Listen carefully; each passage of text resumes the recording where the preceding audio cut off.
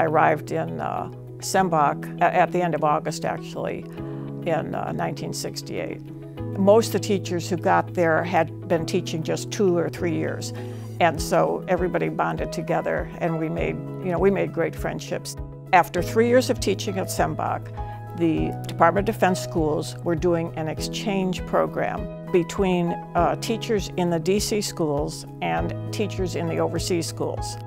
At that time, I had another good friend, Jerry Cartwright, and Jerry was interested in this, and the more I thought about it, the more I thought, it really sounds kind of a really neat thing to do. And so we started, and my school was Grimke Elementary. And this was a school in a neighborhood that was a very poor neighborhood.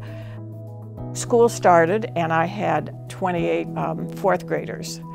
Their reading level was quite low. It was in maybe first, second grade for fourth graders. The first month of school, their policy was, at least our principal's policy was, that you did not use any books. And so they were locked in the book room, and they said I was supposed to be testing. Now, you cannot test fourth graders day after day, week after week, for the first month of school. And so after about the second week of school, I went to see the principal, and I just said, I'm not leaving today till I get books. And so this was a huge deal.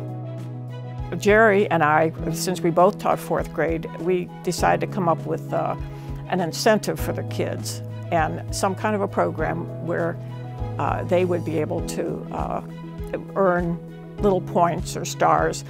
And then we got permission to take them on a Saturday to one of the museums or to some place that they hadn't been. We went down to several of the Smithsonian museums, and they loved it. They had never been to that, and we did go to the zoo with them, and walking through there and just watching their faces. It was a really great time for us to do something like that, because we just felt like we were trying to improve maybe their circumstances somewhat.